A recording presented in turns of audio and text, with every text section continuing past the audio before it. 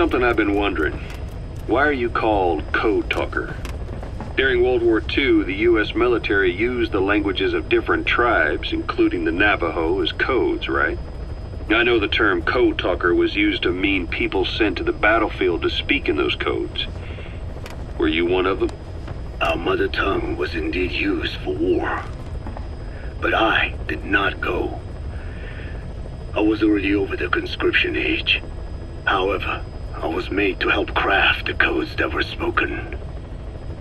So in a wider sense, you could call me a code talker for that. Navajo is a complex language, and virtually no one outside the US speaks it. They must have thought it was the perfect language to use as a code. Yeah, in the end, the Japanese never cracked it. The cipher is king in information warfare. Of course, they didn't simply speak in Navajo. They created substitutions for words according to a code book, and then translated those into our language. Young Diné was sent to the front lines of the Pacific Theater as code talkers. To fight is an honor for the Diné.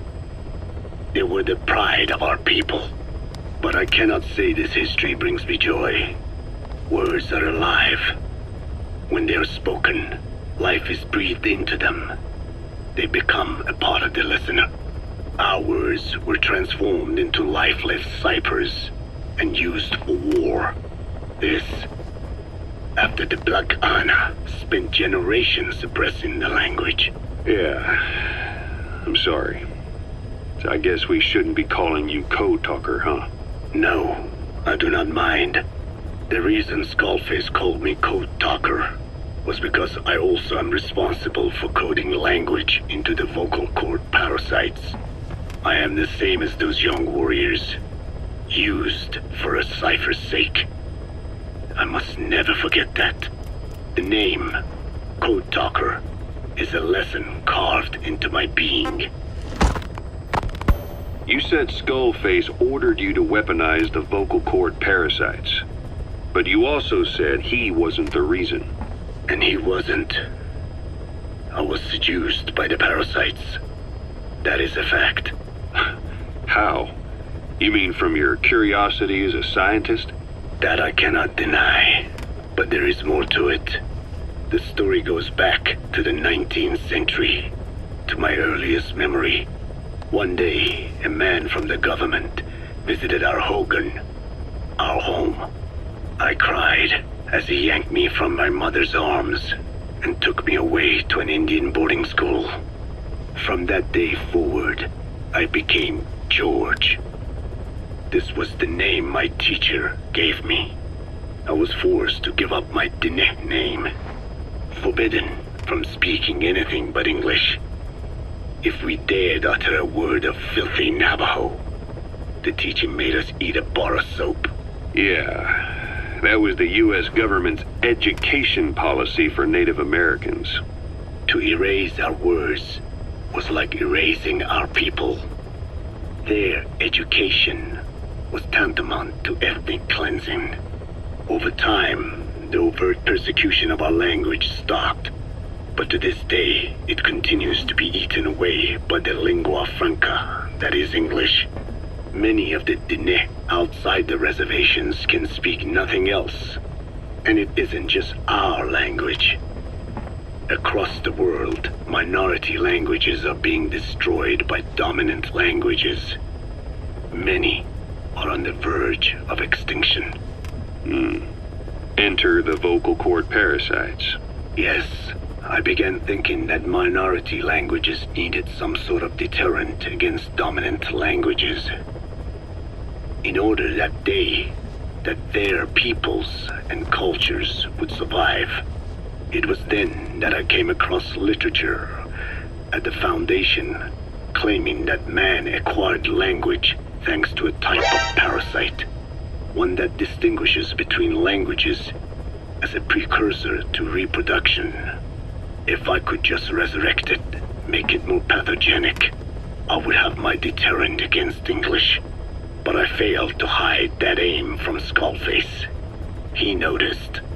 Yes, I wanted to retaliate against the English language. though never did I intend to actually use it as he planned. You know how the story ends. I was forced to study how to make the parasites compatible with all the world's languages. All but English. However, he in fact secretly isolated an English strain. I will not be held prisoner by the man's phantom.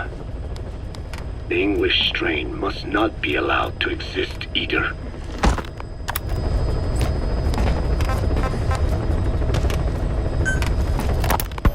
A ruler's greatest wealth is not money or land. It is the number of individuals under his control. Subjects who work, consume, are there to be used as pawns in war. For a capitalist ruler, his people's power becomes his power. You are the same. With your diamond dogs, you spin it with your speeches. But what you're doing is bringing as much talent as you can into your little domain. Every person another feather in your cap. Yes. Since ancient times, every civilization's ruler has had the same idea.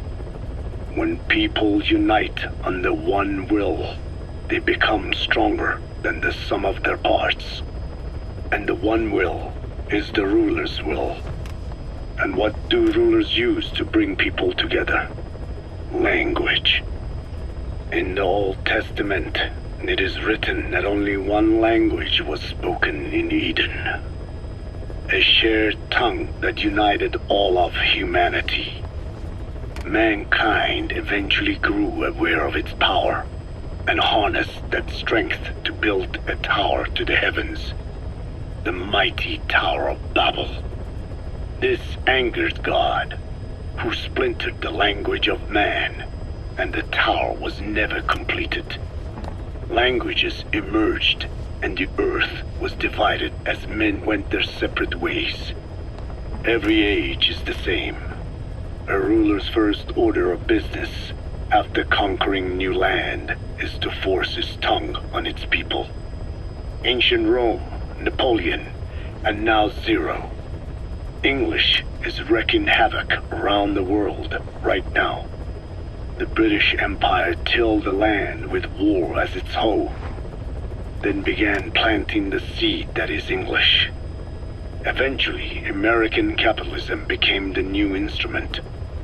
To play its game of wealth, you only had to abide by one rule: English.